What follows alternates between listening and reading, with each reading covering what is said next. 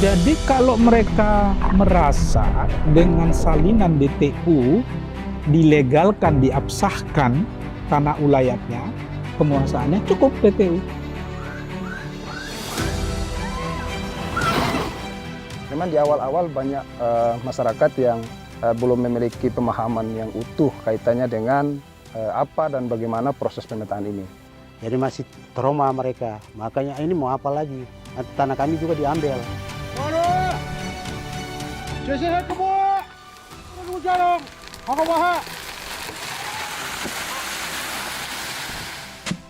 Mungkin orang tua susah payah kerja untuk anak, menyekolahkan anak-anak toh.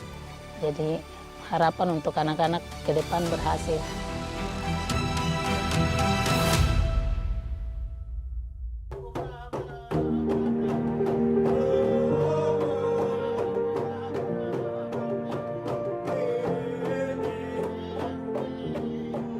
Papua, permata di timur Nusantara.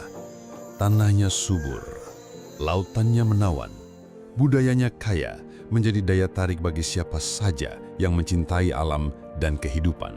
Namun, lebih dari bentang alam yang mempesona, Papua menyimpan kekayaan tak kasat mata, adat yang dijaga dengan sepenuh jiwa.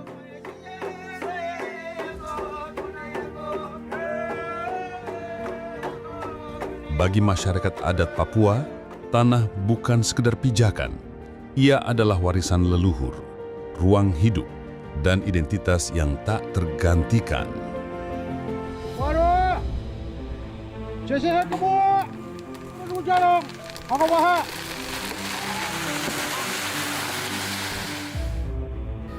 Tanah ulayat itu disebut kalau istilah di kampung itu tanah pribadi suku itu 5 orang struktur adat ini 5 orang itu yaitu Terang, Digino, Tegai, Bemei, Serom. Itu 5 perangkat adat yang memang tidak bisa dirubah.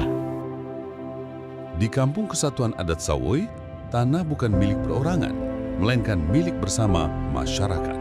Marga Sawoi terbentuk dari marga-marga besar. Mereka menyepakati batas wilayah dengan cara tradisional, menggunakan tanda alam seperti pohon, sungai, atau tanah yang telah dinamai oleh leluhur. Batas-batas itu hidup dalam ingatan, tidak dilukis di atas peta.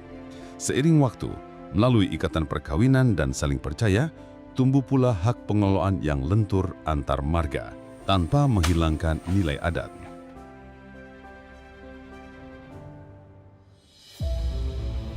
Kehidupan masyarakat adat ini sangat erat dan bergantung dengan tanah adat mereka. Mereka hidup dalam kelompok-kelompok masyarakat adat dan bergantung dengan tanah adat mereka. Tanah dan masyarakat itu menjadi satu kesatuan yang susah untuk dipisahkan, menjadi satu. Ada istilah tanah merupakan ibu dari masyarakat hukum adat. Tanah ulayat adalah tanah yang berada di wilayah penguasaan masyarakat hukum adat atau MHA, yang menurut kenyataannya masih ada dan tidak dilekati dengan sesuatu hak atas tanah dan bersifat komunal. Yang kita lihat selama ini terjadi akibat dari ketidakjelasan batas dan juga pemilikan tanah adat tersebut dan belum didaftarkan. Apabila ada sebuah kegiatan pembangunan ataupun ada kegiatan investasi masuk, disitulah mulai timbul persoalan-persoalan konflik antara masyarakat adat. Entah masyarakat adat dan masyarakat adat, masyarakat adat dan pemerintah, ataupun masyarakat adat yang dengan investor.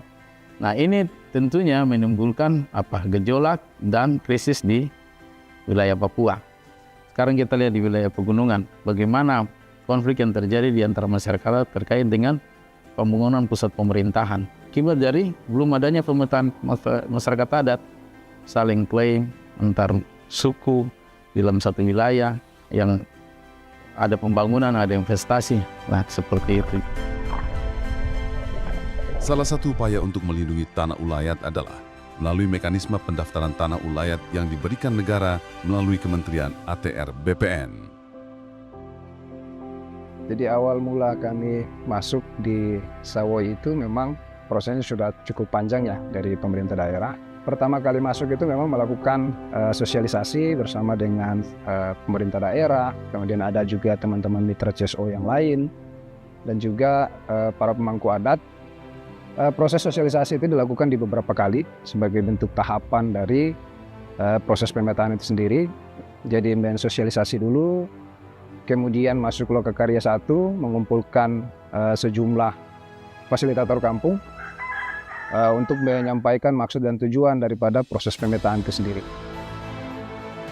Nah, pada awalnya itu kami selaku pemuda itu kami diberitahukan oleh para Ondo Afi, datang memberitahukan kepada kami di sekretariat KNPI bahwa kami akan melakukan pemetaan wilayah adat. Nah, pada saat itu kami juga karena belum sempat mengetahui informasi, di mana pada saat itu dari GTMA juga pernah menyurati bahwa akan melakukan pemetaan. Di mana pada saat itu pada awalnya itu memang terjadi gejolak karena sebagian masyarakat itu belum memahami tentang pemetaan. Nah, mereka berpandangan bahwa bagaimana nanti kalau ketika pemerintah mengintervensi hak wilayah tanah adat kami, bagaimana nasib generasi kami ke depan. Bapak-bapak yang ada di kampung, artinya mereka rasa karena mereka belum tahu tujuannya seperti apa. Artinya sudah ada pengalaman mereka, tanah mereka sempat kehilangan, itu tanah transmigrasi Besom itu. Jadi masih trauma mereka, makanya ini mau apa lagi, nanti tanah kami juga diambil. Begitu. Memang di awal-awal banyak masyarakat yang belum memiliki pemahaman yang utuh kaitannya dengan apa dan bagaimana proses pemetaan ini. Karena banyak kasus misalnya banyak juga perusahaan-perusahaan yang mulai masuk, ada juga industri dan segala macam. Jadi masyarakat itu memiliki banyak pertanyaan yang perlu kita jawab. Tahun 2023, masyarakat adat Sawai menandai satu tonggak penting. Tanah ulayat mereka memperoleh sertifikat resmi dari negara melalui skema hak pengelolaan atau HPL. HPL adalah bentuk pengakuan hukum negara terhadap tanah ulayat. Lewat skema ini, masyarakat adat tidak kehilangan tanahnya, justru memperoleh kepastian hukum atas pengelolanya. Mereka tetap menjadi pemegang kendali, tetap dengan cara adat. Hanya kini, pengakuan itu juga sah dalam sistem hukum negara. Jadi Permen 14 ini sebenarnya bukan peraturan menteri yang baru ya, yang dikeluarkan oleh ATR BPN. Sudah dimulai sejak tahun 1999 dan ini adalah permen yang keempat. Nah, keempat permen itu sebenarnya mengatur hal yang sama, yaitu mengenai pengadministrasian tanah-tanah ulayat atau tanah-tanah adat yang ada di Indonesia. Yang harapannya outputnya ya pemerintah, kalangan swasta maupun publik mengetahui di mana saja keberadaan tanah-tanah ulayat itu, dan bagi pemerintah sendiri informasi mengenai keberadaan tanah ulayat itu akan dipertimbangkan dalam pemberian hak atas tanah. Jadi dengan keberadaan tanah ulayat itu harapannya pemerintah tidak lagi serampangan dan sembarangan menerbitkan hak atas tanah yang ternyata adanya di tanah ulayat atau tanah adat. Bagi kalangan swasta ini penting karena mereka juga mendapatkan informasi ya, kalau misalnya mereka mau berinvestasi di satu tempat, di satu lokasi, nah mereka sudah dapat informasi dari awal apakah di lokasi atau daerah itu ada tanah ulayat atau tidak. Kalau mereka tahu di situ ada tanah ulayat, berarti mereka dari awal sudah bisa berpikir, oh saya nanti akan berurusan, berkomunikasi dengan masyarakat hukum adat. Jadi itu kira-kira isi dari permen itu. Perlu kita memahami pemikiran dan budaya masyarakat adat untuk bisa menyatukan dengan aturan-aturan di bidang pertanahan, sehingga masyarakat adat bisa menerima konsep daripada pembuatan sertifikat hak pengelolaan ini. Pertama itu dari dalam masyarakat adat sendiri, yaitu pemahaman mereka tentang konsep sertifikat tanah ulayat ini. Mereka masih berpikiran tentang sertifikat itu bisa dialihkan. Sertifikat itu akan menimbulkan tanggungan pajak seperti itu. Itu yang perlu kita pastikan. Bahwa sertifikat ini memang tidak bisa untuk diperjualbelikan, hanya bisa dikerjasamakan, investasikan seperti itu. Kita harus bisa yakinkan mereka dengan melibatkan berbagai pihak. Karena pada awal kita masuk itu mereka juga menolak, ini mau bikin apa?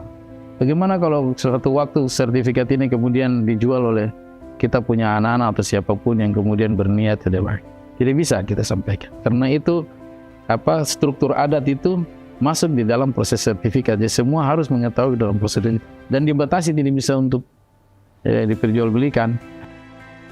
Pada saat kita gunakan alat namanya GPS itu untuk garis-garis itu masyarakat ini semua. Itu mobil datang itu langsung semua naik di mobil penuh, bahkan ada yang tidak bisa dimuat lagi, mobilnya penuh, harus mobilnya balik lagi, jemput lagi.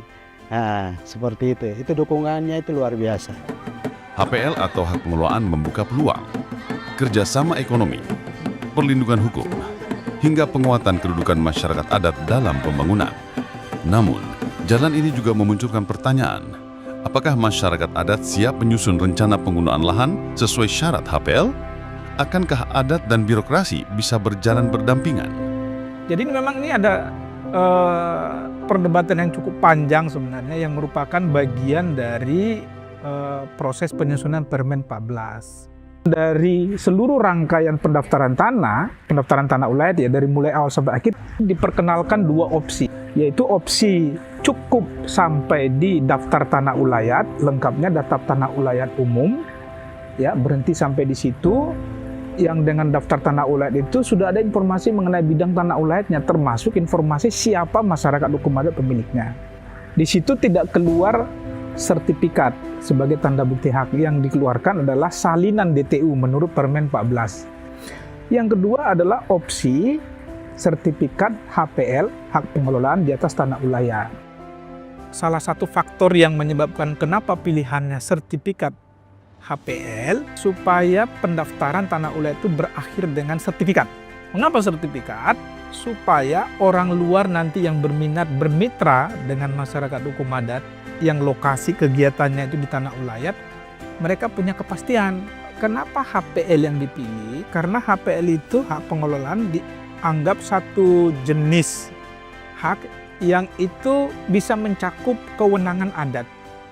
Karena HPL itu sebenarnya hak menguasai negara, yang pemilik HPL-nya itu seperti memiliki kewenangan seperti negara.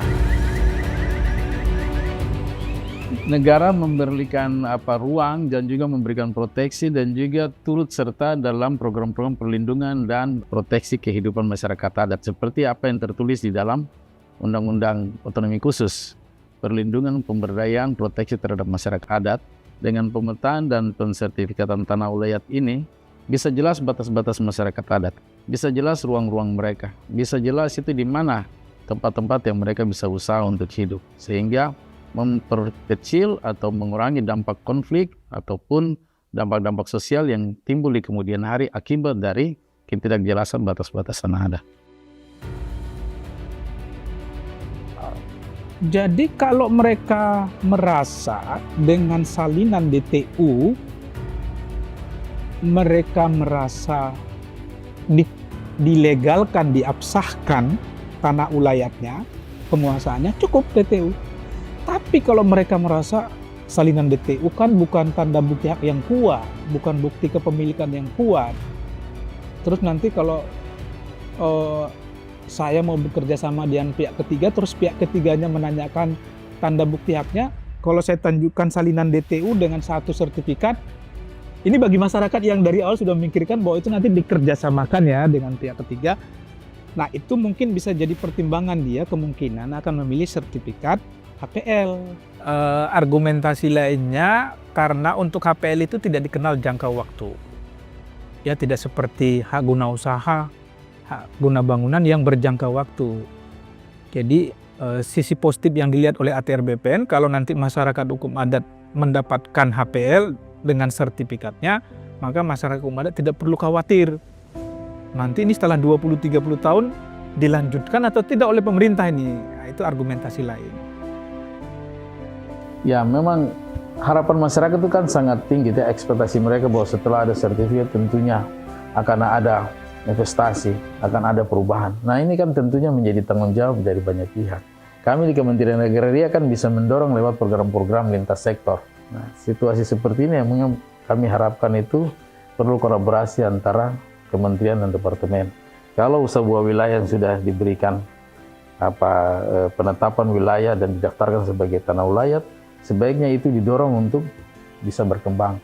Sehingga masyarakat mendapat manfaat, bukan saja mereka punya tanah dilindungi, tetapi tanah mereka bisa bermanfaat dan menjadi jaminan untuk kehidupan mereka. Tapi bagaimana pengakuan itu bisa berguna untuk pengembangan ekonomi kehidupan masyarakat adat, itu yang lebih penting setelah pasca kita melindungi mereka. Sertifikasi tanah ulayat itu adalah merupakan kegiatan prioritas untuk masyarakat adat di Papua, dan itu harus menjadi prioritas kegiatan untuk pendaftaran tanah di Papua.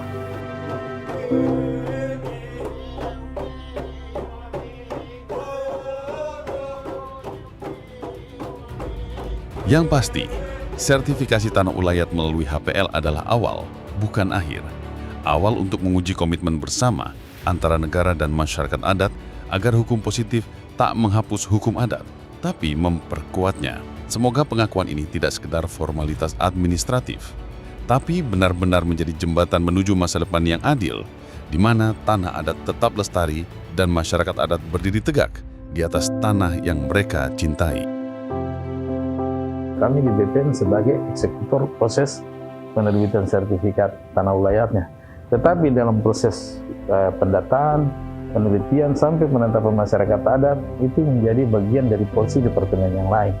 Perlukan di situ saling kerjasama. Itu menjadi tantangan kami sebenarnya. Kami tetap melindungi hak-hak adat, tetapi hak-hak privat yang lain pun tetap kita lindungi. Sehingga pertumbuhan pembangunan itu bisa berjalan sejajar. Masyarakat adat tidak tersingkirkan di dalam program pembangunan yang sedang berjalan. Nah, itu bisa menjadi contoh untuk kita bawa ke daerah lain. Bahwa kalau pemerintah daerah siap, masyarakat adat siap, ini bisa selesai.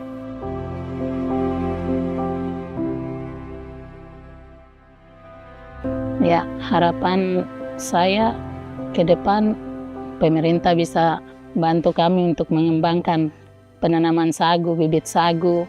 Mungkin seperti ini sudah kita kerja manual. Mungkin pemerintah lihat ke depan kita butuh alat-alat yang lebih membantu kita.